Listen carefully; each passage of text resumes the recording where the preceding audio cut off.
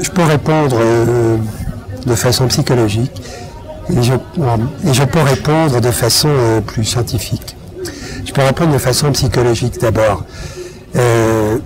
J'étais profondément convaincu. Les lymphocytes T sont beaucoup plus nombreux que les lymphocytes B. Donc c'est beaucoup plus facile de travailler sur les lymphocytes T puisqu'ils sont plus nombreux. J'étais pas convaincu. Je me suis trouvé dans la position, dans la situation de... Je ne sais pas si vous connaissez le film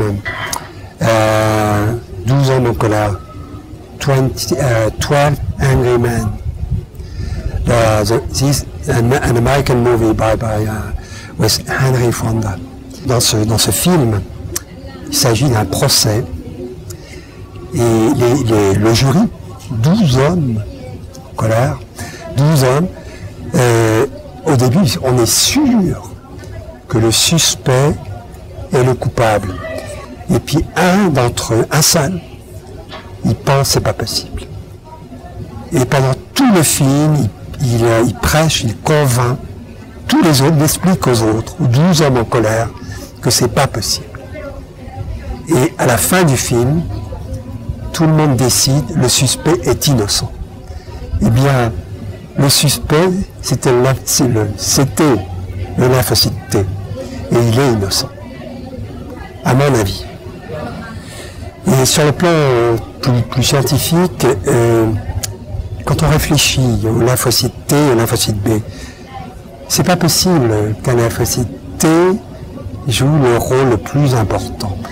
Un lymphocyte T reconnaît un antigène, un épitope. Cette serrure, c'est pour une seule clé.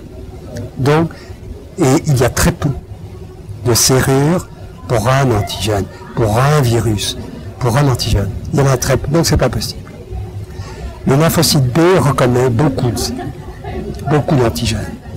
Donc, dans l'armée, les soldats, ce sont les lymphocytes T qui interviennent après, à la fin, et les généraux, ce sont les lymphocytes B, pour moi.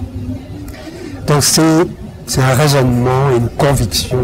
Moi, j'étais sûr. Et c'est vrai, c'est ce qui se passe aujourd'hui, on sait que c'est vrai.